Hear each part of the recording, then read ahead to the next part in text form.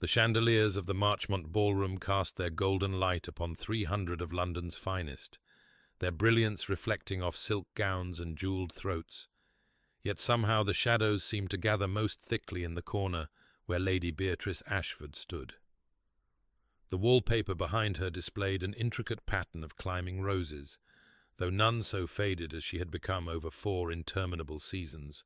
pressed against damask and plaster, while the dancers whirled past in configurations that never included her. She had learned to hold herself with a particular stillness, a quiet dignity that some mistook for pride and others for simple dullness. Her gloved hands folded at her waist, her expression composed into something that might pass for serene contentment if one did not look too closely at her eyes. The whispers had a texture she had come to know intimately, like the brush of moth wings against one's cheek in darkness, there, always there, but never quite substantial enough to confront directly. 4 seasons, Lady Pemberton's voice carried from behind a fan, pitched just loud enough to ensure Beatrice would hear. And still no prospect at all, poor creature. The murmurs of agreement rippled outward like stones cast into still water, and Beatrice felt each one strike, though her expression never wavered. She had been 17 when she first entered these glittering rooms, her mother's hopes as carefully arranged as the flowers adorning her hair, her father's guilt already beginning to etch lines around his mouth, though she had not understood why then. Now she was 20, and the debutantes from her first season were matrons with children, their complexions softened by contentment, while hers had merely paled from the endless waiting. "I have become invisible," she thought, watching a cluster of younger girls glide past without a glance, their laughter bright as bells. Or perhaps worse, I have become visible only as an object of pity. The season of 1817 was declared the most brilliant in memory, the ballrooms overflowing with eligible gentlemen returned from the continent, the marriage market flourishing with unusual vigour, and yet she remained unclaimed, unwanted, a persistent reminder that not every story ended as it should. Lord Hartley swept past with Miss Caroline Dewsbury, and Beatrice remembered when his mother had suggested her as a suitable match just last year, remembered the horror that had flickered across his face, quickly masked, but not quickly enough. Near the refreshment table, 3 debutantes in their first season stood in a tight cluster, their eyes upon her, and then came the laughter, not hidden behind fans or muffled by gloves, but open and bright and cruel, the kind of laughter that says, "Thank heavens, I am not her." Beatrice's fingers tightened imperceptibly against each other, the only outward sign that she had heard, that she understood perfectly well. She had become the cautionary tale mothers whispered to their daughters, the spectre of failure haunting every wallflower corner, the laughingstock of every season. 3 years prior, when Beatrice had been 17 and still harboured foolish notions about romance and destiny, her father had summoned her to his study with a face like ash, the morning light filtering through windows that overlooked gardens her mother could no longer afford to maintain properly. And she had known before he spoke that something fundamental had shifted in the architecture of her life. Lord Ashford had never been a strong man, his weakness manifesting not in cruelty, but in that peculiar cowardice that drives men to gaming tables and promissory notes, to the gradual dissolution of estates through cards and dice, and the desperate hope that the next hand would restore everything the last had lost. And now the reckoning had come due in ways that made his hands tremble as he explained. "There is a gentleman," he had said, unable to meet her eyes, "the Duke of Ashcroft, who has proposed a solution to our difficulties." She had heard of Sebastian Thorne only in the way one hears of distant storms, through reputation and rumour, a man of 30 who moved through society like a shadow when he moved through it at all, his appearances so rare that his presence at any gathering occasioned immediate speculation, his origins mysterious despite his title. Some said his mother had been foreign, others whispered of scandal in his lineage, but all agreed he possessed a power that transcended mere wealth or position. The meeting had been arranged for that very afternoon, and Beatrice had entered the drawing-room to find him standing by the window, tall and dark-haired, with eyes that seemed to assess everything and reveal nothing. His bearing suggesting a man accustomed to command, yet somehow separate from the world he commanded. And when he had turned to face her, she had felt the peculiar sensation of being truly seen for the first time in her life. "Lady Beatrice," he had said, his voice carrying the cultured tones of Oxford and something else beneath, something harder. "I shall be direct, as our time is limited, and I have no patience for the usual social pleasantries. Your father owes debts that will destroy your family utterly unless they are resolved, and I am prepared to settle them in their entirety in exchange for a binding marriage contract between us." The words had fallen like stones into still water, and she had stood frozen while he continued, laying out terms that seemed drawn from Gothic novels rather than London drawing-rooms. They would sign a contract immediately, the marriage legally binding, but kept entirely secret for 3 years, while he attended to what he called affairs of state that require my complete attention and brook no distraction. And at the end of that period he would claim her publicly as his duchess if she had honoured the secrecy absolutely. "I understand this is unconventional," he had said, and something in his expression had softened almost imperceptibly. "But I give you my word as a gentleman that in 3 years, when my affairs are settled, I shall claim you publicly, and you will want for nothing." She had looked at her father's desperate face, at her mother's worn gloves visible through the doorway, at the faded curtains that spoke of genteel poverty approaching, and she had said simply, "I accept," sealing her fate with 2 words, and watching Sebastian Thorne produce a marriage contract already prepared, already signed by witnesses she did not know, requiring only her signature to transform her from disappointed debutante to secret duchess, bound by law and honour to a man who promised everything and revealed nothing, who spoke of 3 years as though time itself would bend to his will, whose eyes held secrets she could not begin to fathom, as she took the pen and wrote her name in ink that dried black as a raven's wing. The double life Beatrice led had carved her into 2 distinct persons, each as real as the other, yet never quite reconciled. The first a figure of quiet endurance who stood against ballroom walls accepting the whispered assessments of her inadequacy with downcast eyes. The second a woman who twice each week slipped through the servants' entrance of a townhouse in Mayfair, where Sebastian Thorne awaited her with books selected for her particular interests and questions that suggested he had been thinking of her in the hours between their meetings. The arrangement had specified secrecy, but not separation, and so these clandestine evenings had become the punctuation marks in her otherwise monotonous existence, moments when she could shed the weight of public failure and exist simply as herself, though what herself meant had grown increasingly complicated as the months accumulated into years. On a Tuesday in late May, she arrived at his residence as dusk settled over London, the streets still warm with the day's heat, and was shown not to the formal drawing-room, but to a smaller dining-room, where candles cast soft light over a table set for 2, the informality of it striking her as almost domestic, almost like a real marriage rather than a contractual obligation. Sebastian rose when she entered, his movements carrying that particular grace she had learned to associate with him, a fluidity that suggested physical training beyond what most gentlemen possessed, and when he pulled out her chair she caught the scent of sandalwood and something sharper, ink perhaps, as though he had come directly from correspondence to dine with her. "I thought we might discuss the Minerva translation you mentioned last week," he said as the first course was served, his dark eyes meeting hers with what seemed like genuine interest, and she found herself relaxing incrementally, the tension she carried through every ballroom easing in this private space where no one observed or judged or found her wanting. They spoke of Marcus Aurelius and the Stoics, of translation philosophy, and whether meaning could truly survive the journey from one language to another, and Beatrice heard herself offering opinions she would never voice in society, arguments that would mark her as unfeminine and unsuitably intellectual. Yet Sebastian listened with an attention that felt like recognition,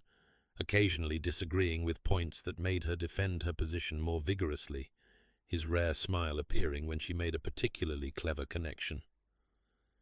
"He sees me," she thought, watching candlelight play across his features as he poured more wine. "Truly sees me in ways no one else does, and yet he maintains such careful distance, as though I am a puzzle to be studied rather than a wife to be cherished."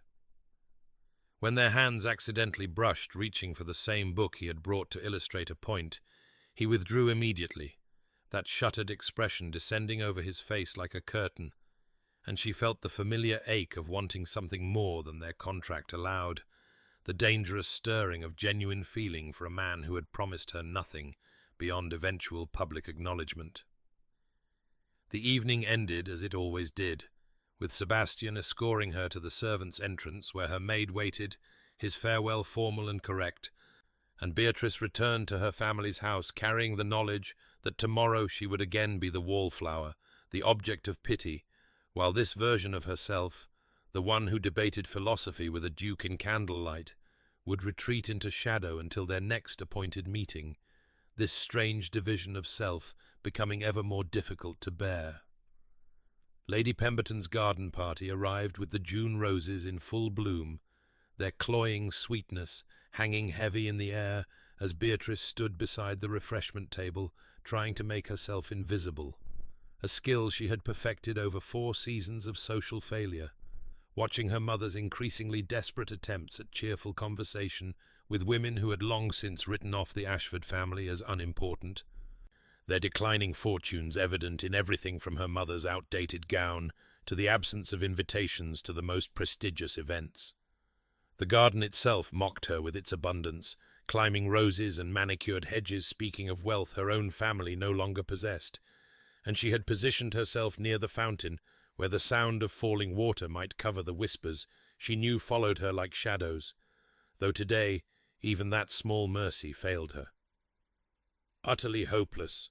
Lady Worthington's voice carried across the roses with that particular clarity that suggested she either did not care or actively wished to be overheard.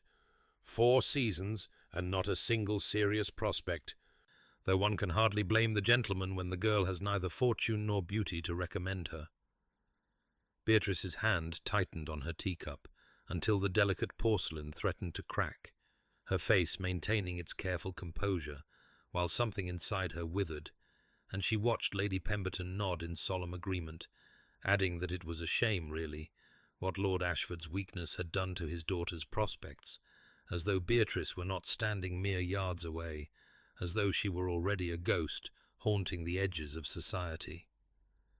The afternoon descended into fresh humiliation when Lord Hartley, a pleasant if unremarkable gentleman of modest fortune,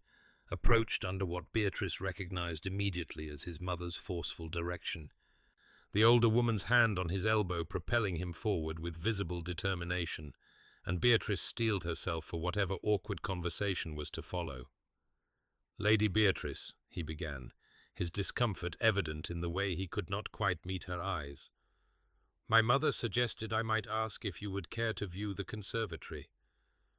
But before Beatrice could formulate a response, his mother materialized at his side with a laugh that sounded like breaking glass, declaring loudly that she had been mistaken, that Lord Hartley was expected at another engagement entirely, her message clear to everyone within earshot. Even charitable pity had its limits, and association with Beatrice Ashford had become too damaging to contemplate. Beatrice watched them retreat with her chin held high, though her vision blurred treacherously, and across the garden she caught sight of her father turning away from the scene, guilt etched in every line of his posture, unable to face what his weakness had cost his daughter, while her mother's worried face appeared and disappeared among the crowd like a pale moon behind clouds. The final blow came as afternoon faded toward evening, and the assembled company gathered to hear the Viscount Blackwood announce his daughter Margaret's engagement to the Earl of Somerset's heir, the collective approval and celebration throwing into sharp relief everything Beatrice lacked,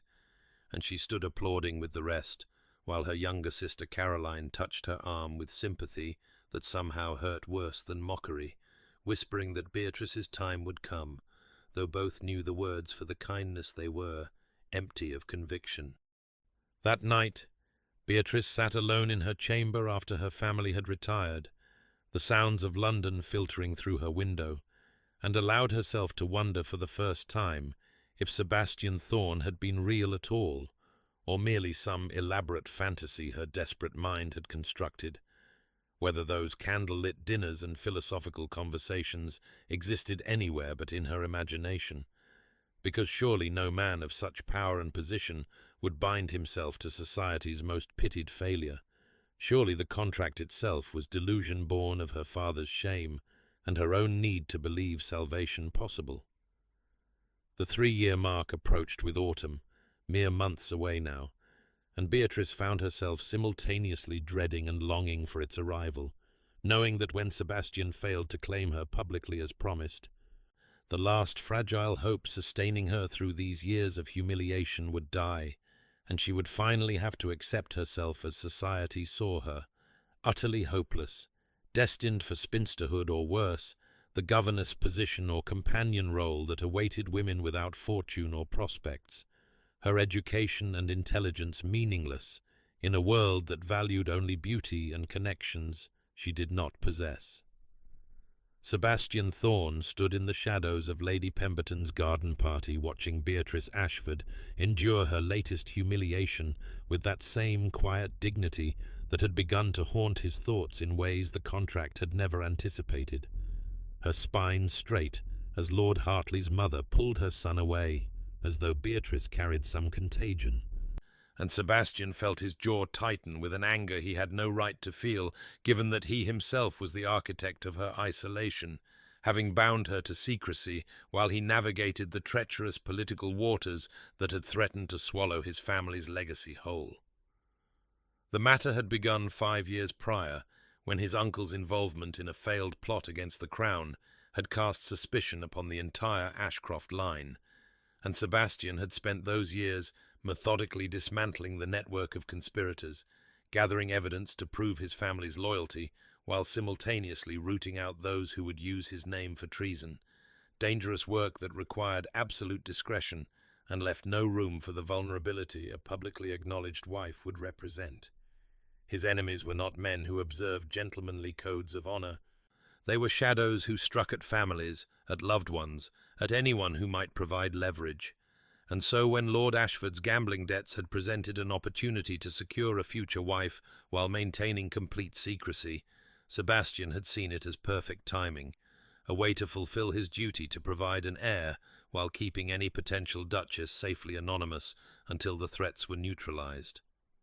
What he had not anticipated was Beatrice herself, the way her mind worked through problems with a precision that rivaled his own, her unexpected humor emerging in their private conversations, the particular tilt of her head when she considered a new idea. And somewhere between their first awkward dinner and their most recent discussion of Herodotus, he had stopped seeing her as a contractual obligation and begun seeing her as the woman he found himself thinking of when he should have been focused on matters of state and survival. From his position in the shadows, he watched her collect herself after Hartley's rejection, saw the moment her composure threatened to crack before she forced it back into place, and he wanted to cross that garden and announce to every sneering aristocrat exactly who she was to him. But the latest intelligence from his network made such revelation impossible. Not yet. Not when Lord Pemberton himself was proving to have connections to the very conspiracy Sebastian was dismantling, not when exposure might mean Beatrice becoming a target rather than a duchess. The investigation had reached its critical junction that very week, his agents closing in on the final proof needed to bring the conspiracy to light and clear the Ashcroft name completely. But the men involved were growing desperate, and desperate men were unpredictable, dangerous, capable of striking at anything Sebastian valued if they discovered what he valued most. He had 3 months remaining on the contract, 3 months until the promised public claiming, and Sebastian found himself torn between the protective instinct that had kept her safe through obscurity and the growing certainty that watching her suffer society's disdain while he did nothing was a different kind of cruelty, perhaps worse than any threat his enemies might pose. "Can I truly bring her into my world?" he wondered, watching Beatrice slip away from the garden party with her mother's worried face following her retreat. "Can I expose her to the dangers that circle my life like wolves? Or would claiming her publicly be the greatest selfishness, trading her social suffering for physical peril?" The decision loomed before him as he disappeared into London's evening streets, knowing that whatever choice he made would alter both their lives irrevocably, and hoping he possessed wisdom enough to choose correctly. Weeks passed with the peculiar weight of summer sliding toward autumn, and their clandestine meetings continued with a regularity that had become the fixed point around which Beatrice's existence revolved. Tuesday and Friday evenings, when she would slip through the servants' entrance of Sebastian's Mayfair residence under cover of twilight, the household staff long since trained to discretion, greeting her with respectful nods as though her presence were the most natural thing in the world, rather than a secret that would shock London society to its foundations. The library had become their customary meeting place, a room of floor-to-ceiling mahogany shelves and deep leather chairs positioned before a fireplace that Sebastian kept burning even in mild weather, claiming he preferred the light of flames to candles for reading. And it was there that Beatrice discovered the man beneath the Duke's austere reputation, his unexpected passion for Greek philosophy, and his detailed knowledge of botanical sciences, subjects he discussed with an enthusiasm that transformed his usually reserved features into something approaching warmth. One evening in late August, she arrived to find him already engrossed in a volume of Plutarch, his coat discarded over a chair, and his cravat loosened in a way that suggested he had forgotten the formality that governed his public existence, and when he looked up at her entrance, something flickered in his grey eyes that made her breath catch, a recognition that seemed to see past the wallflower society had labelled her, and into the woman she was when freed from their cruel assessment. "I have been thinking about our last discussion," he said, rising with that unconscious grace that marked his every movement, "regarding the nature of duty versus desire, and I find your argument more compelling upon reflection than I initially admitted." They fell into conversation as easily as breathing, debating whether Aristotle's conception of eudaimonia could be achieved through obligation alone or required elements of genuine choice. And Beatrice found herself arguing with a passion she never displayed in society's carefully monitored drawing rooms, her intelligence finally given space to unfold without fear of being labelled unfeminine or presumptuous. The hours dissolved around them until Sebastian's butler appeared with the discreet cough that indicated the lateness of the hour, and Beatrice realized with a start that they had been talking for nearly 4 hours. The fire burned low, and the candles guttering in their holders, time passing in that suspended way it did when one was wholly engaged with another mind. As Sebastian walked her to the servants' entrance, a ritual that had become their habit, his hand brushed against hers in the narrow corridor, and neither pulled away immediately, the contact lasting perhaps 3 seconds longer than propriety allowed, and Beatrice felt heat climb her neck at the intimacy of it, this small touch somehow more significant than any words they had exchanged. "Beatrice," he said softly, her Christian name still sounding strange in his formal mouth, "I want you to know that these evenings have become—" But whatever he intended to say was cut short by his own restraint, the contract's boundaries rising between them like a wall, and he stepped back with visible effort, his jaw tightening. She wanted to close the distance, to demand he finish the thought, to ask if he felt this growing connection that seemed to be weaving itself between them with every shared idea and lingering glance. But her own caution held her frozen, unwilling to risk the fragile hope beginning to take root in her chest. The moment passed, and she slipped out into the London night, carrying the ghost of his unfinished sentence, while beyond the walls of their secret meetings, her sister Caroline received her 3rd marriage proposal that week, and their mother fretted openly about what was to become of Beatrice, whose fourth season was drawing to its mortifying close with no prospects whatsoever, society's mockery growing bolder as her situation grew more desperate, though none of them knew that in the quiet sanctuary of Sebastian's library something was shifting between contractual obligation and genuine regard, slowly, cautiously, like spring flowers pushing through the last stubborn snow of winter. The September air carried the first whisper of autumn's approach, when Beatrice sat in her family's morning room, enduring what would prove to be the most excruciating conversation of her entire four-season ordeal. Lady Worthington's well-meaning but devastating suggestion hanging in the air like smoke that refused to dissipate. Her words precise and careful as she explained that her cousin's family in Yorkshire required a governess for their 3 daughters, and perhaps dear Beatrice might consider the position given her unfortunate circumstances. The implication clear that spinsterhood was no longer a distant possibility, but an approaching certainty that required practical planning. 1 month remained until the 3-year deadline Sebastian had promised, 1 month until he was supposed to claim her publicly, but sitting in that sun-filled room watching her mother's face crumple with resignation, Beatrice felt the foundation of her hope beginning to crack, because her mother was nodding, actually nodding, tears streaming down her face as she agreed that perhaps it would be for the best,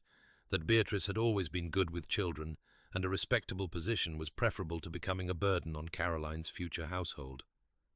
Her father remained conspicuously absent from the discussion, his guilt over the gambling debts that had necessitated the secret contract keeping him confined to his study, where he could avoid witnessing the consequences of his failures. And Beatrice sat very still with her hands folded in her lap, thinking how fitting it would be if she ended her days teaching other women's daughters, while her own marriage remained a secret that would die with her, a contract fulfilled in letter, but never in spirit. Meanwhile, across London in his study at the Ashcroft residence, Sebastian received intelligence from his most trusted agent that made his blood run cold, not merely information about the conspiracy he had been dismantling, but evidence that his enemies had begun investigating his private life, asking questions about his movements on Tuesday and Friday evenings, making inquiries among servants, and the agent's final words carried a warning that could not be ignored, that any weakness Sebastian possessed would be discovered and exploited without mercy. The timing was catastrophic, because his network had also brought him news of the governess position, of Beatrice's mother weeping her agreement, of Lady Worthington's kindly meant assassination of whatever remained of Beatrice's social standing, and Sebastian found himself pacing his study like a caged wolf, trying to determine which danger was greater, the threat to Beatrice's life, if he claimed her now while his enemies circled, or the destruction of her spirit, if he allowed her to slip away into the anonymity of paid employment. His investigation was nearly complete. 3 more weeks, and he would have sufficient evidence to bring before the Crown, to clear his family's name and eliminate the threats that had necessitated secrecy. But 3 weeks might as well be 3 years if Beatrice accepted that position and disappeared into Yorkshire, beyond his reach, beyond society's mockery perhaps, but also beyond any chance of the future he had begun to envision in those quiet evenings when her laughter filled his library and her mind challenged his assumptions about duty and desire. The choice crystallized before him with brutal clarity: keep her safe through continued anonymity and lose her entirely to a life of genteel servitude, or risk everything by claiming her now, 1 month early, while his enemies still had power to strike, and the danger remained tangible and real. And Sebastian stood at his window watching London's streets fill with evening shadows, wondering if he possessed the courage to choose her happiness over her safety, or if he would prove himself a coward who hid behind noble justifications, while the woman he had come to need more than he had ever intended slipped through his fingers into a future that did not include him at all. The Marchfield ball arrived on a Thursday evening, thick with the scent of forced hothouse roses and the brittle gaiety of London's elite, celebrating what seemed an endless succession of betrothals, and Beatrice stood in her customary position near the potted palms, watching the ballroom transform into a theatre of announcements as couple after couple stepped forward to receive society's congratulations, including Eleanor Hartwick, who had debuted the same season as Beatrice and was now expecting her second child, and Margaret Thornbury, who had been considered plain until her substantial dowry attracted a viscount,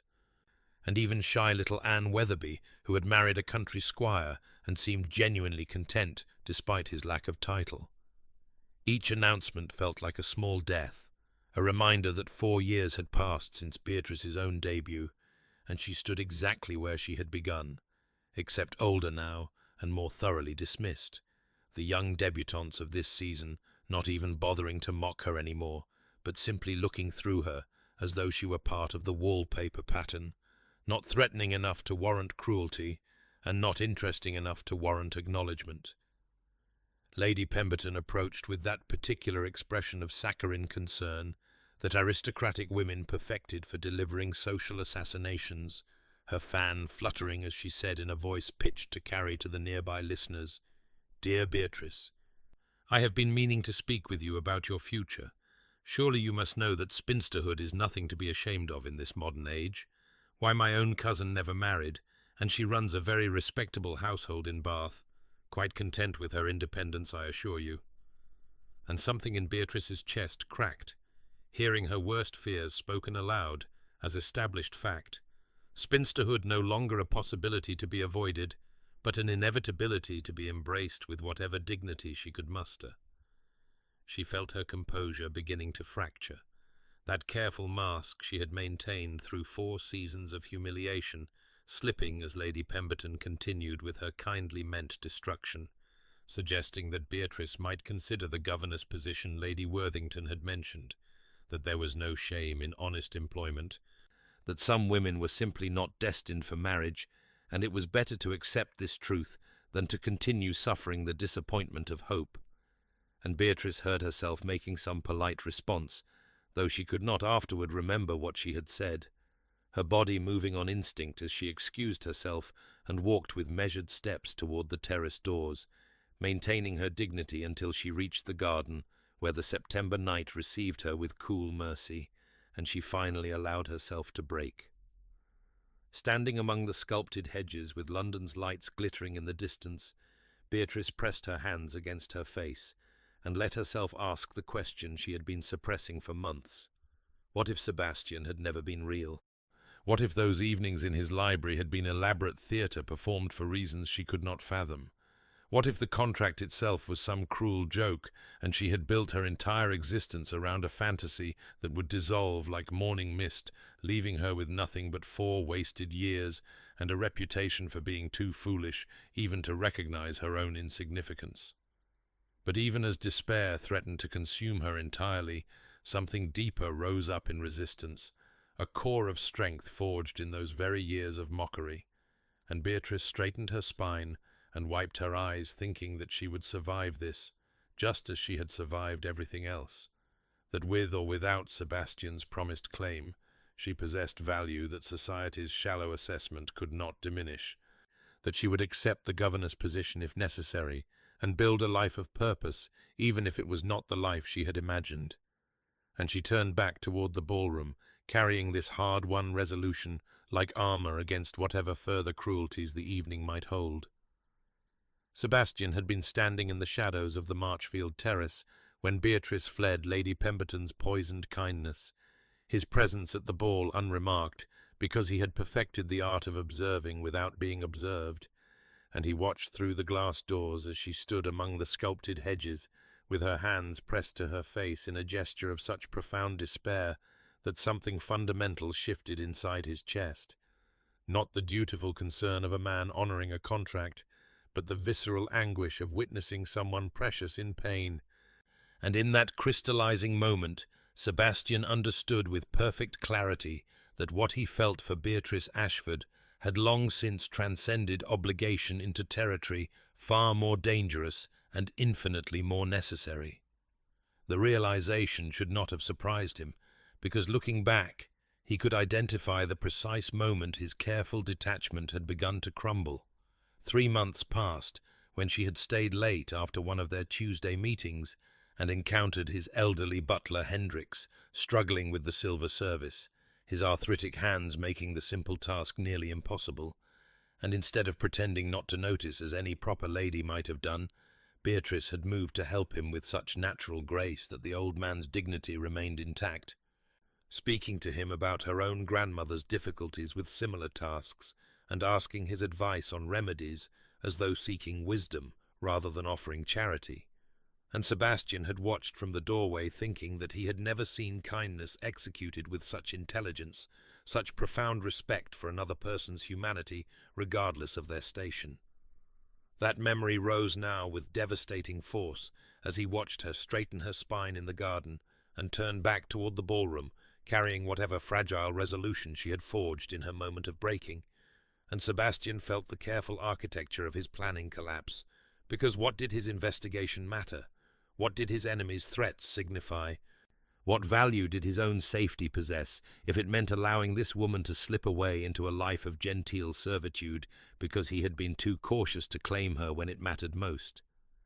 The choice that had tormented him for weeks suddenly became simple. Her happiness mattered more than his security. Her future mattered more than his strategic positioning.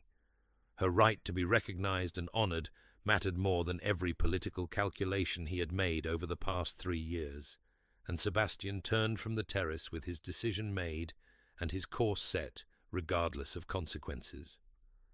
He would announce their betrothal at the Hastings ball in 2 days' time, 1 month before the contract's expiration, while his investigation remained incomplete and his enemies still circled. Because keeping Beatrice safe through obscurity had proven impossible when society itself had become her tormentor,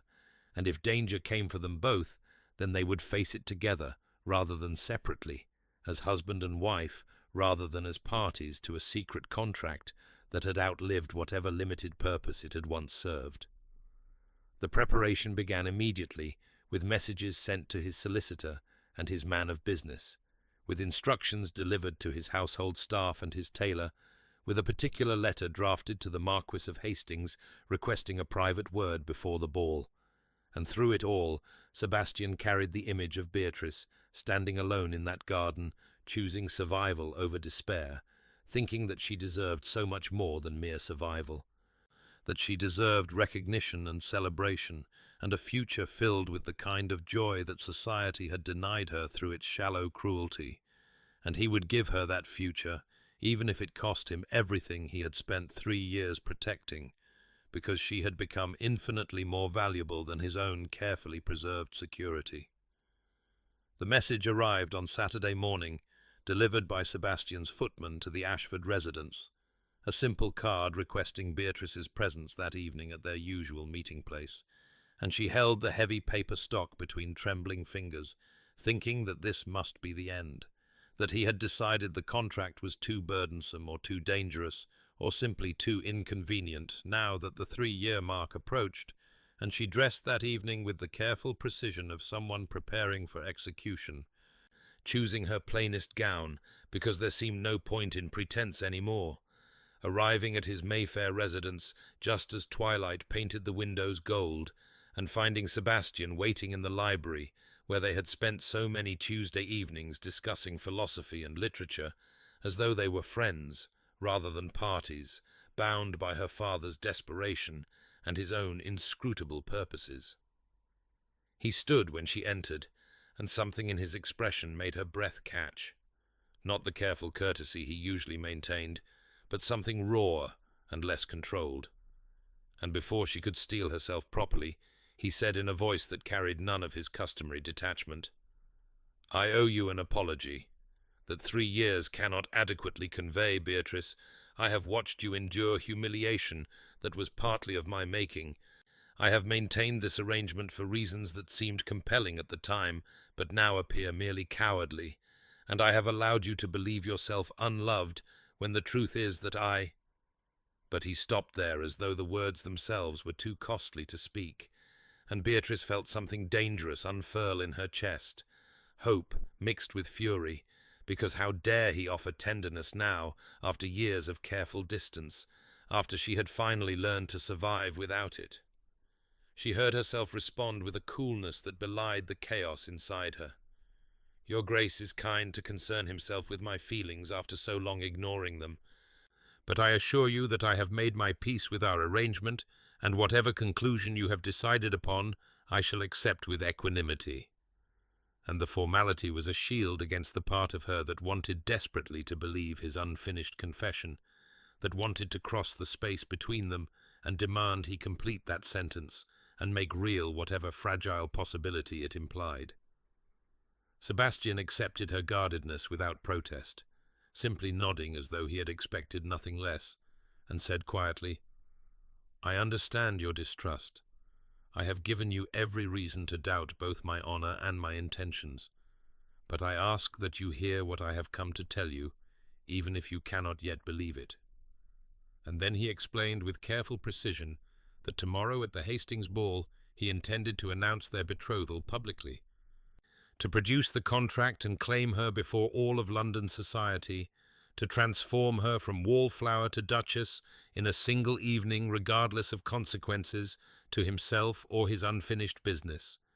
And Beatrice felt the room tilt slightly, because this was what she had waited for through 4 seasons of mockery. But now that it arrived, she found herself terrified, thinking that public recognition meant public scrutiny, that society's interest could be as cruel as its dismissal, that perhaps obscurity had been a kind of protection she had not properly valued. She asked the question that mattered most, her voice barely steady. "Why now? Why tomorrow when the contract allows another month? What has changed?" And Sebastian's answer came with devastating honesty. "I watched you break at the Marchfield ball. I saw what my protection through secrecy has cost you, and I realized that I would rather face whatever dangers I have been avoiding than spend another day allowing you to suffer alone." And in his eyes, Beatrice saw something she had never quite seen before, a vulnerability that matched her own, and she understood that whatever happened tomorrow would irrevocably alter both their lives, that there would be no returning to the careful distance they had maintained, and the terror of that transformation warred with a hope so fierce it threatened to undo her completely. The Hastings ballroom blazed with such extravagant illumination that evening that the 1,000 candles in their crystal chandeliers seemed to multiply through the gilt-edged mirrors lining the walls until the entire space existed in a state of almost supernatural brightness. And Beatrice felt the familiar tightening in her chest as their carriage drew up to the entrance, because this was the grandest ball of the season, the event where reputations were made and unmade, where marriage arrangements were whispered into being, and social positions were either confirmed or destroyed, and she knew that whatever Sebastian intended would happen here before London's most critical assembly. She entered with her mother and father, her sister Caroline radiant beside her betrothed Lord Winters, and Beatrice assumed her customary position near the potted palms at the ballroom's eastern edge, the location she had occupied at so many similar events, that the wallpaper pattern had become as familiar as the papers in her own bedroom. But tonight felt different, because somewhere in this glittering crowd Sebastian was present. Actually present at a social function for the first time in anyone's recent memory, and she could feel the electricity of speculation crackling through the assembled guests, like lightning before a storm. She spotted him almost immediately, because he commanded attention simply by existing,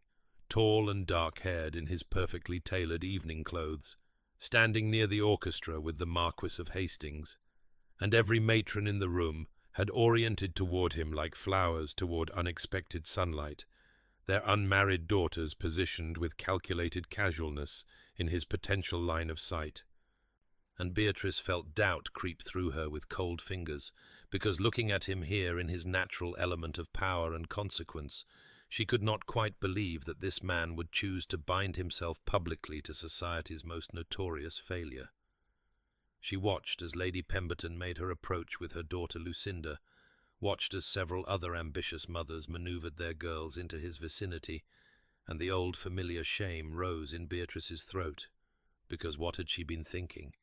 What delusion had possessed her to imagine that Sebastian's words last night meant anything against the reality of what London society offered him.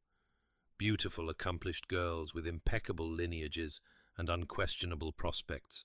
when she stood here against the wallpaper where she had always stood, where she would perhaps always stand, remarkable only for her complete unremarkability. His eyes found hers across the crowded ballroom, and something in his expression made her breath stop, an intensity of focus that seemed to acknowledge her alone among the hundreds of people pressing for his attention. But perhaps she was imagining it. Perhaps she was seeing what she desperately wanted to see, rather than what truly existed. And she pressed herself deeper into the shadows, thinking that when this evening ended and his promised announcement failed to materialize, she would need to find the strength to continue, to survive not just society's mockery, but the far more devastating pain of her own extinguished hope. Sebastian's movement through the crowded ballroom carried the deliberate quality of a man who had made an irrevocable decision and would not be deterred from its execution, and Beatrice watched with mounting disbelief as he excused himself from the cluster of admirers surrounding him, stepped away from Lady Pemberton's transparently positioned daughter, and began walking with unmistakable purpose directly toward the eastern wall, where she stood half-concealed behind the potted palms, and the whispers started immediately because everyone could see the direction of his approach, and everyone knew that nothing of significance existed in that corner, except the wallflower, who had occupied it for 4 interminable seasons. The crowd parted for him automatically, as crowds always parted for men of his rank and consequence, and Beatrice felt her heart hammering against her ribs with such violence that she thought surely everyone must hear it, thought that perhaps she should flee before he reached her, and whatever humiliation this moment contained could unfold. But her feet seemed rooted to the floor, and her eyes locked on his approaching figure, with the helpless fascination of someone watching their entire world transform before them. And she registered with some distant part of her mind that the orchestra had faltered slightly, that conversation throughout the ballroom had dropped to urgent whispers, that every eye had turned to witness the Duke of Ashcroft walking with clear intention towards society's most notable failure. He stopped directly before her, and the whispers swelled into something louder, speculation crackling through the assembly like wildfire, and Beatrice saw Lady Pemberton's face drain of colour in her peripheral vision, saw her own mother's expression shift from confusion to dawning hope, saw Caroline grip Lord Winter's arm with white-knuckled intensity, and then Sebastian was bowing before her with the formal precision required by society's strictest protocols, his dark eyes never leaving hers, and she watched as though from a great distance as he extended his gloved hand toward her in unmistakable invitation. His voice when he spoke carried clearly enough that the nearest observers could hear every word, and he said with a formality that somehow conveyed intimacy, "My lady, would you honour me with this dance?" And the phrasing was traditional, but the context was revolutionary, because dukes did not request dances from wallflowers, did not single out unremarkable girls for public attention, did not extend their hands with such obvious intent to women whom society had collectively dismissed as beneath notice. Beatrice's hand trembled visibly as she raised it to accept his, her glove pale against his darker one, and she heard her own voice answer with a steadiness that surprised her. "The honour would be mine, your grace." And the moment her fingers touched his palm, she felt the solid reality of him, the warmth of his hand even through their gloves, and understood that this was truly happening,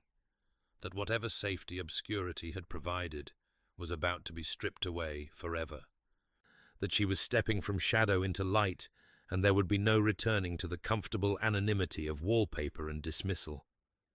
He drew her forward with gentle pressure, and she moved with him onto the dance floor where couples were forming for the next set, and she registered through the roaring in her ears that it was a waltz, the most intimate of dances, the one that required close contact and sustained connection. And as Sebastian's hand settled at her waist and his other hand enclosed hers with careful firmness, she looked up into his face and saw there something that made her breath catch, a tenderness mixed with determination, a claiming that went beyond mere social performance, and she understood that whatever happened next would alter the fundamental truth of her existence as surely as spring alters winter, and she was terrified and exhilarated in equal measure as the music began.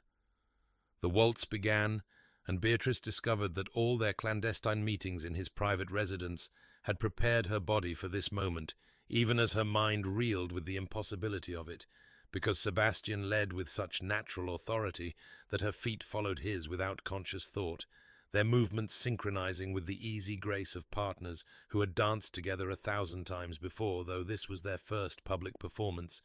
and she felt the solid warmth of his hand at her waist through the silk of her gown, felt the pressure of his fingers intertwined with hers, felt the shocking intimacy of being held by him before hundreds of watching eyes after years of carefully maintained distance whenever they might be observed. He drew her closer than strict propriety required, and she allowed it because denying him anything in this moment felt impossible, and she was aware with every fibre of her being that they were being scrutinized by everyone in the ballroom, that Lady Pemberton's face had gone from pale to crimson, that her mother had pressed a handkerchief to her lips, that Caroline was gripping the Marquis's arm with obvious amazement, but Sebastian's dark eyes held hers with such intensity that the watching crowd seemed to fade into insignificance, seemed to become merely backdrop to this singular moment of transformation. "You are trembling," he murmured, his voice low enough that only she could hear beneath the swelling music, and she managed a shaky breath before responding. "I am terrified that I shall wake and find this is merely another dream, another delusion born of desperate hoping." And she saw something flicker in his expression, pain perhaps, or regret, before he said with quiet firmness, "This is no dream, Beatrice. This is the beginning of what should have been yours from the first moment, what I should have given you years ago, rather than asking you to wait in shadows while I resolved matters that now seem far less important than the cost you have paid." She felt tears threatening, and blinked them back, because she would not weep here before all these people who had dismissed her, would not give them the satisfaction of seeing her overcome, and she said with more steadiness than she felt, "They are all watching us, Sebastian. They are all wondering why you would choose someone like me when you might have anyone." And his hand tightened fractionally at her waist as he answered, "Let them wonder. Let them scramble to revise their foolish assessments. Let them see what I have known these 3 years, that you possess more genuine worth than any woman in this assembly, that your grace under their cruelty revealed depths of character they cannot begin to comprehend." The music swirled around them, and Beatrice allowed herself to believe him, allowed herself to feel the truth of what was happening, rather than the fear of what might still go wrong. And she noticed how he looked at her, with an expression she had never seen him wear in public, a tenderness usually reserved for their private moments, and she understood that he was claiming her not just through words and presence, but through every visible gesture, making it clear to anyone with eyes that this was not duty or obligation, but something far more profound. The waltz reached its crescendo, and Sebastian guided her through a final turn, and as the music ended, he did not immediately release her as protocol demanded, but rather kept his hand at her waist a moment longer, his other hand holding hers with gentle possession, and he looked at her with such open affection that she heard gasps from the nearest observers, because this was not how dukes regarded contractual obligations. This was how men looked at women they genuinely treasured, and when he finally stepped back and bowed, she curtsied automatically, while her heart hammered with the knowledge that whatever came next, this moment had been witnessed by everyone who mattered in London society, and there could be no taking it back. Sebastian escorted her from the dance floor with his hand resting possessively at the small of her back, a gesture that did not escape the notice of anyone present. And before Beatrice could fully process what was happening, he guided her toward where Lord and Lady Hastings stood near the orchestra dais, and she watched with mounting astonishment as he leaned close to their host and murmured something that caused Lord Hastings' eyebrows to rise nearly to his hairline, before the older man nodded slowly and moved to signal the orchestra master. And within moments, the music ceased mid-phrase, and an expectant hush fell over the assembly as Lord Hastings raised his hand for attention, his voice carrying across the suddenly silent ballroom as he announced, "His Grace, the Duke of Ashcroft, has requested a moment of the company's attention for a matter of some importance." And Beatrice felt her knees weaken as Sebastian stepped forward onto the dais while keeping her hand firmly clasped in his, bringing her with him into full view of every person in that glittering assembly. The silence was absolute and suffocating as Sebastian surveyed the crowd with the commanding presence that had made him one of the most powerful men in England, and Beatrice could feel hundreds of eyes upon her, could see her mother's face pale with confusion and hope, could see Lady Pemberton's expression of dawning horror, could see Caroline clutching Lord Winter's arm with white-knuckled intensity, and then Sebastian's voice rang out clear and authoritative across the ballroom as he said, "I stand before you this evening to correct a misapprehension that has persisted far too long, and to claim publicly what has been mine by right and contract these 3 years past." And the collective intake of breath from the assembled guests was audible even over the hammering of Beatrice's heart. Sebastian drew from his coat a folded document sealed with his ducal crest, and held it aloft so that all could see before continuing. "Lady Beatrice Ashford has been my intended bride since the spring of 1814, bound to me by formal betrothal contract, signed and witnessed in the presence of her father and my solicitors. A contract I produce now for any who wish to verify its authenticity and date." And he handed the document to Lord Hastings, who examined it with widening eyes before nodding confirmation to the assembly,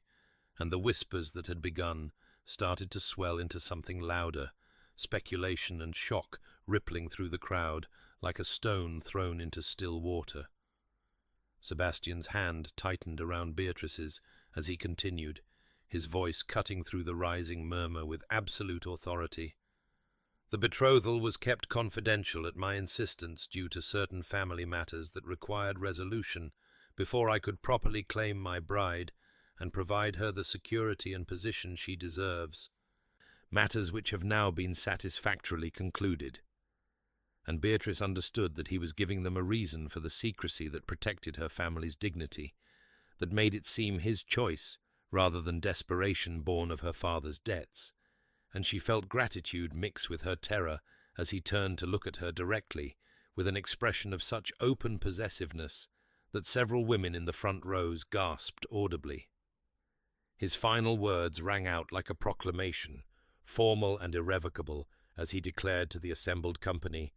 "Lady Beatrice has been mine all along, promised and faithful while I resolved impediments to our union, and I announce now before you all that our wedding shall proceed within the fortnight, at which time she shall take her rightful place as Duchess of Ashcroft." And for one breathless moment, the ballroom remained frozen in stunned silence before it erupted into chaos,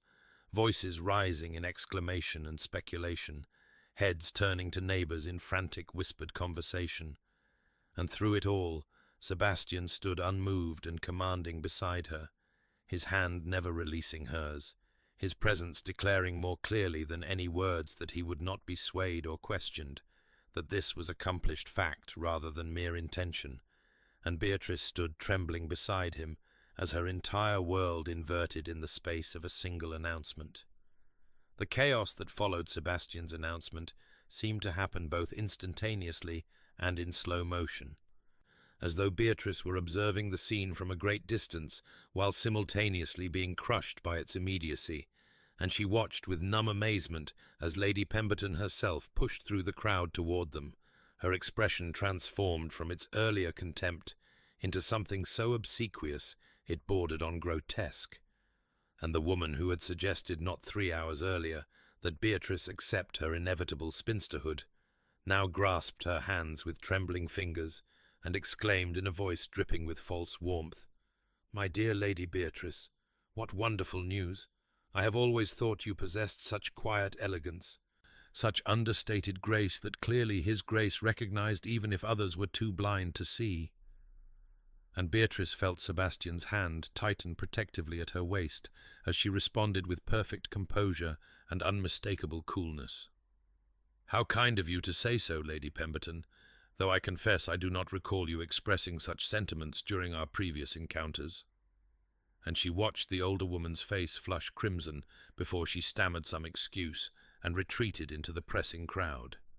Others surged forward with similar desperation, women who had cut her direct in hallways, now claiming long-standing admiration, gentlemen who had looked through her as though she were furniture, now bowing with exaggerated deference, and Miss Hartley, whose brother had rejected even the suggestion of Beatrice's name just weeks earlier, appeared at her elbow with tears in her eyes, claiming they had always been such dear friends, such close companions. And did Beatrice remember that lovely afternoon they had spent together, though Beatrice had no memory whatsoever of any such occasion, and said so with perfect politeness that nonetheless left Miss Hartley pale and stammering. Through it all Sebastian remained at her side like a wall of granite, his presence alone enough to prevent anyone from pressing too close or becoming too familiar. And when Lord Winters approached with Caroline clutching his arm, her sister's face wet with tears of joy, Beatrice felt her composure crack slightly as Caroline embraced her and whispered, "I knew there must be some explanation. I knew you could not be as alone as you seemed."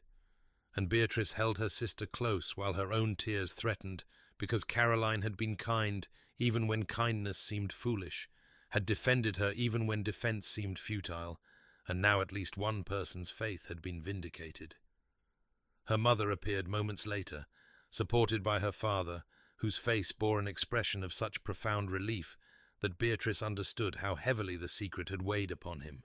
how much he had suffered watching her endure society's cruelty, while unable to reveal the truth that would have ended it. And when her mother embraced her, she was weeping so profoundly that she could not speak, could only hold Beatrice close and stroke her hair as though she were a child again. And Beatrice felt years of tension between them dissolve in that moment, because her mother had not known, had genuinely believed her daughter destined for spinsterhood, and had grieved for it, and now discovered that grief had been unnecessary all along. Sebastian leaned close and murmured against her ear, "There is a private withdrawing room beyond the second corridor. Shall we claim a moment's peace?" And Beatrice nodded gratefully, because the press of bodies and voices was becoming overwhelming, the sudden reversal too much to process amid such chaos, and he guided her through the crowd with firm authority, his hand never leaving her waist, his expression discouraging anyone from attempting to delay their departure, and she was dimly aware of eyes following them, of whispers erupting in their wake, of the fundamental shift that had occurred in how society perceived her, but none of it felt entirely real, felt instead like something happening to someone else while she watched from behind glass. And when Sebastian finally closed the withdrawing room door behind them, shutting out the noise and spectacle, Beatrice found herself trembling so violently that her teeth chattered, and she sank onto the velvet settee while Sebastian knelt before her and took her cold hands in his warm ones, and for the first time since the announcement, she allowed herself to truly feel the enormity of what had just transpired. The silence in the withdrawing room felt sacred after the chaos of the ballroom, broken only by Beatrice's ragged breathing and the distant strains of music that had resumed beyond the closed door, and Sebastian remained kneeling before her while she struggled to compose herself, his hands warm and steady around her trembling fingers as he waited with the patience that had always characterized their private interactions, so different from the commanding authority he displayed to the world. And finally she found her voice, though it emerged as barely more than a whisper as she said, "I do not know how to reconcile these 3 years, Sebastian. I do not know how to simply accept that what was hidden is now revealed, and that all shall be well." And she watched his expression shift from concern to something deeper, something that looked almost like pain as he absorbed her words. He did not offer immediate reassurance or empty promises, but instead rose from his kneeling position and sat beside her on the settee, maintaining hold of one of her hands while giving her space to breathe. And when he spoke, His voice carried a weight of honesty she had rarely heard from him, as he said, "I do not expect you to simply accept it, Beatrice. I do not expect years of hurt to dissolve because I have finally done what I should have done far sooner." And she turned to look at him fully, seeing in his face an openness that the secrecy had never permitted, a vulnerability that moved something in her chest, even as her wounds remained tender. He continued, choosing his words with obvious care. "The secrecy was necessary, though that does not make it just. There were threats to my family line that required resolution, political entanglements that could have destroyed us both had our connection been known. Enemies who would have used you against me without hesitation."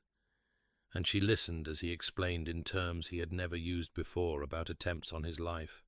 about machinations in Parliament that had threatened the dukedom itself, about investigations he had conducted into corruption that had made him targets of powerful men, and she understood that he was trusting her with truths he had guarded even from his closest advisers. When he finished, she sat in silence for a long moment, processing these revelations alongside everything else. And then she asked the question that had lived in her heart for months, the question that terrified her even as she forced herself to speak it aloud. "Do you love me, Sebastian, or do you merely honor an obligation you accepted 3 years past?" And she watched him go very still beside her, watched something flicker across his face that might have been surprise or fear or recognition, and the pause before his answer stretched so long that she felt her heart begin to break even before he spoke. But when his words finally came, they were not the smooth assurances of a practiced courtier, but something rougher, more real, as he said, "I do not know when obligation became something more. I cannot point to a single moment when duty transformed into desire. But I know that watching you endure society's cruelty, while I remained unable to defend you publicly, has been the greatest torment of my life. I know that your intelligence and grace and quiet strength have come to occupy my thoughts far more than mere obligation would warrant. I know that the idea of any life that does not include you has become unthinkable." And he turned to face her fully, his grey eyes holding hers with an intensity that made her breath catch as he continued, "Whether you call that love or something else I cannot say with certainty, for I have never felt its like before, but I can tell you with absolute truth that you are not mere obligation to me, Beatrice. You have not been for some time." She felt tears slip down her cheeks unbidden as she absorbed his words, searching his face for any sign of deception, and finding none. Finding instead a man who looked as uncertain and exposed as she felt. And slowly, tentatively, she lifted her free hand to touch his face, her fingers trembling as they traced the sharp line of his jaw, and she whispered, "Then perhaps we might begin again." Not as contract and obligation, but as two people attempting to build something real. And when he leaned into her touch and closed his eyes, she saw in that gesture the beginning of genuine intimacy that went beyond anything their arrangement had permitted, and for the first time since his announcement, she allowed herself to feel hope. The days following the Hastings ball transformed Beatrice's existence with a swiftness that left her reeling, as invitations that had never before borne her name now arrived in such abundance that her mother wept while sorting through them, and Lady Pemberton herself called at their residence to extend a personal invitation to an intimate dinner party, the very same woman who had suggested just weeks earlier that Beatrice accept her spinsterhood with grace, now claiming in syrupy tones that she had always recognized something special in dear Lady Beatrice, had always known she possessed qualities that would attract the most discerning of gentlemen,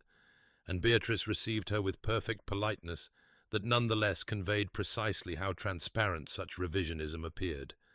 her composure never wavering even as she declined the invitation with the explanation that the Duke had already claimed that evening for other plans.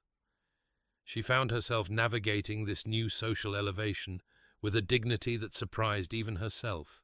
refusing to succumb to either bitterness or vindictive pleasure. Understanding that true grace required her to rise above the cruelty she had endured rather than perpetuate it, And when Miss Hartley appeared at yet another gathering with desperate eyes seeking reconciliation, Beatrice accepted her stammered apology with quiet kindness, while making it clear through subtle distance that their relationship would never possess the intimacy Miss Hartley now claimed it had always held. And she watched the younger woman retreat with a mixture of satisfaction and sorrow, because she had learned too well how society's approval could vanish as quickly as it appeared. Sebastian courted her publicly with a deliberateness that spoke of genuine intention rather than mere obligation, appearing at her residence each afternoon with flowers chosen specifically for their meaning, white camellias for adoration, pink roses for grace, forget-me-nots for true love, and he took her driving through Hyde Park during the fashionable hour when all of society could observe them together, his attention focused entirely upon her as though the watching crowds did not exist,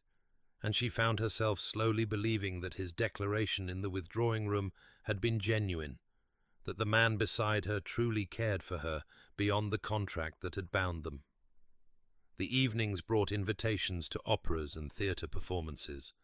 and Sebastian secured boxes where they could be seen by everyone while maintaining enough privacy for genuine conversation. And Beatrice discovered that he possessed a dry wit she had only glimpsed during their secret meetings, a humour that emerged more freely now that secrecy no longer constrained them. And she laughed at his observations about society's sudden reversal with a lightness she had not felt in years, the sound of her own laughter startling her because she had forgotten what joy felt like when not shadowed by imminent humiliation. Society itself seemed determined to rewrite the narrative of her previous seasons, and she overheard conversations at gatherings where women who had cut her direct now claimed to have always admired her quiet elegance, her understated sophistication, her refusal to engage in the desperate husband-hunting that characterized less refined young ladies. And the revisionism was so blatant, so utterly shameless, that Beatrice might have laughed had it not been built upon 3 years of genuine suffering. But she held her tongue and smiled politely, and allowed them their delusions because she understood that society's memory was conveniently short, and that her new position depended partly upon permitting such comfortable fictions. Yet in private moments, usually late at night when she lay sleepless in her childhood bed, Beatrice struggled to reconcile the joy of Sebastian's courtship with the memories of endless mockery, struggled to simply accept happiness after so long expecting humiliation, and she found herself weeping sometimes for no reason she could articulate, tears falling silently in the darkness as 3 years of suppressed pain finally found release. And she wondered if transformation always required this strange mixing of grief and gladness, this simultaneous mourning of what was lost and celebration of what was found. And she suspected that the girl who had accepted Sebastian's arrangement 3 years prior had died somewhere in those ballrooms, and the woman emerging now was someone different, someone stronger, but also more scarred, and she was not entirely certain yet whether that transformation had been worth its cost. The wedding took place on a crisp October morning when autumn had painted London in shades of amber and gold, and the cathedral stood magnificent against a sky so blue it seemed almost unreal, sunlight streaming through ancient stained glass windows to cast jewelled patterns across stone floors worn smooth by centuries of footsteps. And Beatrice stood in the vestibule wearing her grandmother's lace veil and a gown of ivory silk that had been altered 3 times because she could scarcely believe the day was truly arriving, could scarcely trust that she would not wake to find it all an elaborate dream conjured by a desperate heart. Her father waited beside her with tears in his eyes that spoke of guilt and relief intermingled, and he whispered as they prepared to enter the sanctuary, "I am sorry, my dear, for what necessity demanded of you 3 years past, but I confess I have never seen a union that began in such darkness find its way to such light." And she squeezed his arm gently in forgiveness and understanding, because she had learned that bitterness served no purpose, and that her father's weakness had ultimately led her to a happiness she might never have discovered otherwise. though the path had been cruel beyond measure. The organ's opening notes swelled through the cathedral with a power that seemed to vibrate in her very bones, and she processed down the aisle on her father's arm, past pews filled with all of London society, past Lady Pemberton, whose smile looked strained, past Miss Hartley, who dabbed at her eyes with obvious envy, past Lord Pembroke and his mother, who had once deemed her utterly unsuitable for their family, and she held her head high as she walked, because she was no longer the wallflower they had mocked, but rather a woman who had endured their cruelty and emerged with her essential self intact and her dignity uncompromised by their shallow judgments. Sebastian stood at the altar in formal attire that emphasized his commanding presence, but it was not his ducal bearing that made her breath catch as their eyes met, but rather the expression on his face. An openness and vulnerability visible to all present that spoke more clearly than words of genuine feeling, of a love that had grown from duty into something far more profound. And when her father placed her hand in Sebastian's, she felt the slight tremor in his fingers that told her he was as affected by this moment as she was, that beneath his composed exterior he felt the weight and wonder of what they were undertaking together. The ceremony proceeded with all the traditional solemnity, the Archbishop's voice resonating through the sacred space as he spoke of duty and devotion, of the sanctity of marriage and the bonds being forged before God and witnesses. But Beatrice heard these familiar words differently now because they applied to her in a way she had never imagined during those years of social exile, and when the moment came for vows, she spoke her promises clearly and without hesitation, watching Sebastian's eyes as she pledged herself to this man who had been contract and obligation and was becoming something infinitely more precious. His own vows carried a weight that seemed to reach beyond the scripted words, his voice steady but laden with emotion as he promised to honor and cherish her, to remain faithful in sickness and health, in prosperity and adversity, until death alone should part them. And she heard in those traditional phrases everything he had left unspoken during their years of secrecy, heard apology and promise and devotion intermingled, and when he slipped the ring onto her finger with hands that trembled slightly, she knew that whatever had brought them to this moment, the future they were building would be founded on something real and chosen rather than merely contracted and obligatory. The Archbishop pronounced them husband and wife before the assembled congregation, his words making official what had been legally binding for 3 years, but emotionally distant until recently. And then Sebastian lifted her veil with careful reverence and kissed her for the first time before all of society, their first kiss, laden with 3 years of restraint and longing and patience, and she felt in that contact a promise of intimacies yet to be discovered, of a physical connection that would mirror the emotional understanding they had been building in private. And when they finally drew apart to face the congregation as Duke and Duchess of Ashcroft, the applause that filled the cathedral felt like vindication and triumph, and the closing of one chapter, while another infinitely brighter one began to unfold before them. 2 years had passed since that October wedding, 2 years that had transformed Beatrice's existence in ways both profound and subtle, and she sat now in the morning room of their London residence as spring sunlight streamed through windows overlooking gardens she had designed herself, gardens filled with the white camellias Sebastian had brought her during their courtship, and roses in every shade from palest blush to deepest crimson. And she looked up from the letter she was composing to her mother to find her husband entering with that particular expression that still made her heart quicken even after all this time, a softness reserved only for private moments when society's eyes were not upon them. The house itself reflected their peculiar union,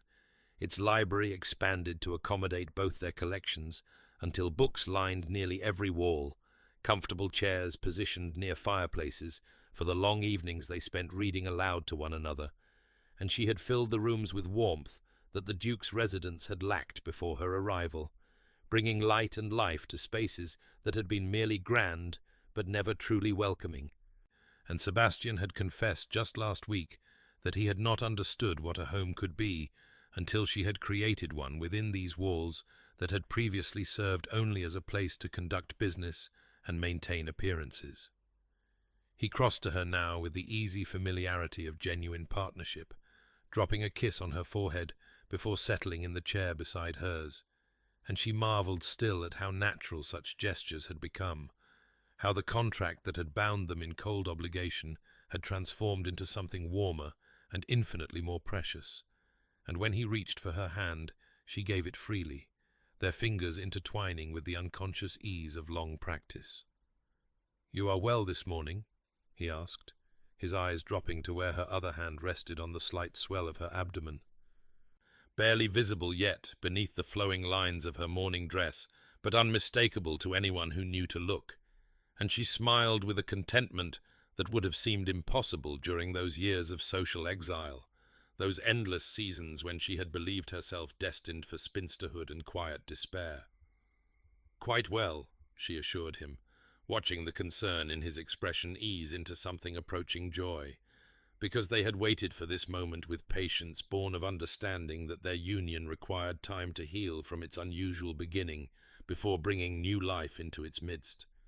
And she had insisted, despite his protests, that she needed those 2 years to truly believe in their happiness before attempting to share it with a child. The sound of arrival in the entrance hall interrupted their peaceful moment, and Beatrice recognized her sister's voice speaking with the butler, and she rose with Sebastian's assistance to greet Charlotte, who swept into the morning room with the particular energy that characterized her personality, her own marriage to Lord Whitmore having produced 3 children in as many years, and a relationship that appeared perfectly conventional and perfectly shallow in equal measure. Charlotte embraced her with genuine affection before stepping back to study her with knowing eyes, and Beatrice watched recognition dawn on her sister's face as she observed the subtle changes that pregnancy had begun to work upon Beatrice's figure, and Charlotte's delighted squeal brought Sebastian back into the room from where he had discreetly withdrawn to give the sisters privacy for their greeting. The morning passed in pleasant conversation over tea and cakes, and Beatrice found herself comparing her sister's marriage to her own with something approaching pity rather than envy, because Charlotte spoke of balls and parties and social conquests with breathless enthusiasm, while rarely mentioning her husband except in terms of what he provided or permitted. And when Sebastian returned to join them, his hand found Beatrice's shoulder in a gesture of casual affection that spoke of intimacy and partnership, and she saw her sister notice the touch and the way Beatrice leaned slightly into it, unconscious comfort that characterized their interactions now, and Charlotte's expression held something wistful, despite her apparent satisfaction with her own circumstances. After her sister departed, Beatrice remained in the morning room watching spring rain begin to fall against the windows, and Sebastian found her there an hour later, lost in contemplation of how strangely her life had unfolded, from wallflower to duchess, from mockery to love. And when he asked what occupied her thoughts, she told him truthfully that she was remembering those years of humiliation and finding herself almost grateful for them, because suffering had taught her to value what she now possessed, had taught her that happiness earned through patience and endurance held deeper sweetness than pleasure that came too easily. And he knelt beside her chair and took both her hands in his, and told her that her grace under cruelty had been what first made him truly see her, had been what transformed obligation into something far more profound, and she believed him, because 2 years of partnership had taught her to recognize truth in his voice, and she had learned finally to trust in happiness rather than waiting always for its inevitable withdrawal. The summer ball at Lady Worthington's residence 3 years after that transformative announcement found Beatrice standing in a position of honour rather than obscurity, her hand resting on Sebastian's arm as they greeted guests with the easy grace that characterized their partnership now, and she wore sapphires that matched her gown and caught the candlelight with every movement. But it was not her jewels that drew admiring glances, but rather the unmistakable radiance that came from genuine happiness, from a life built on understanding and patience rather than mere social advancement. And when she caught sight of a young woman hovering near the wallpaper in a position achingly familiar from years past, wearing a gown slightly out of fashion and an expression of quiet resignation, Beatrice felt her heart contract with recognition and memory of what such nights had once cost her in dignity and hope. She excused herself from Sebastian's side with a touch to his hand that communicated volumes in the silent language they had developed over years of partnership, and he responded with the slightest nod and a look of such understanding that it still amazed her how completely he could read her thoughts, and she crossed the ballroom with deliberate purpose toward the young woman who seemed to be trying to disappear into the damask wallpaper. And when Beatrice approached with a warm smile, the girl's eyes widened with something between terror and desperate hope that society's most elevated duchess would deign to notice her existence at all. "The music is quite lovely this evening, is it not?" Beatrice offered gently, positioning herself beside the girl in a manner that suggested companionship rather than condescension, and she watched the young woman struggle to form a response, clearly bewildered by this unexpected attention, and Beatrice continued softly, "I confess, I remember standing in precisely this spot during my 4th season, believing myself invisible to everyone, save those who took particular pleasure in remarking upon my continued unmarried state. And I wondered then if I would ever know anything beyond the particular cruelty of being society's perpetual disappointment." The girl's eyes filled with tears that she blinked back quickly, and she whispered, "Your Grace, I had heard you were once. That is to say, I did not realize." And Beatrice smiled with genuine warmth, because the young woman's confusion was understandable, given how thoroughly society had revised its assessment of the Duchess of Ashcroft, erasing from collective memory the years when Lady Beatrice Ashford had been their favourite object of pity and mockery, and she said quietly, "What they remember, and what was true, are often vastly different things, my dear, and I learned during those difficult years that worth exists independent of recognition, that patience sometimes yields rewards far beyond what desperation ever could, and that the judgment of those who see only surfaces tells us nothing of our essential value." She felt rather than saw Sebastian's approach, his presence a warmth at her back, and when she glanced up at him, the expression on his face held such tenderness that even after 3 years of marriage it still made her breath catch, and he bowed slightly to the young wallflower before extending his hand to Beatrice and saying, "My dear, I believe they are beginning the next set, and I find I cannot bear to watch others dance when I might have the pleasure of partnering you myself." And she placed her hand in his with the absolute trust that had replaced the trembling uncertainty of years past. And as they moved toward the dance floor, she looked back once to see the young woman watching them with an expression of dawning hope,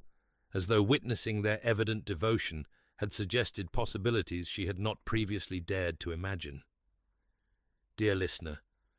perhaps you have known seasons of waiting when your worth went unrecognized, when the shallow judgments of those around you seemed to define your possibilities and limit your horizons, when you wondered if patience was merely another name for foolishness, and if hope was a luxury you could no longer afford to maintain. And I would remind you gently that the truest value often remains invisible to eyes trained only to see surface accomplishments and conventional measures of success, that the deepest connections sometimes require time and testing before they reveal their full potential, and that endurance through difficulty can forge a strength and wisdom that easy pleasure never could produce. The world may tell you that happiness delayed is happiness denied, that worth unrecognized is worth non-existent,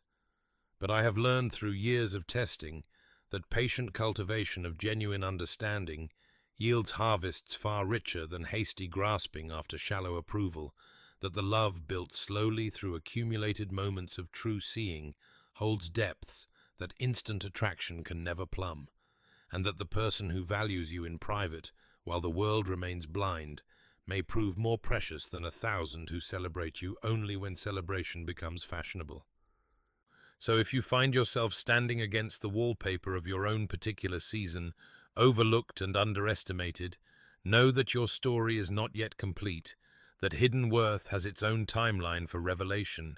and that the patience to endure until recognition arrives, or the strength to thrive without it, are both forms of quiet courage that deserve honoring. May you find peace in your own essential value, regardless of who sees or fails to see it.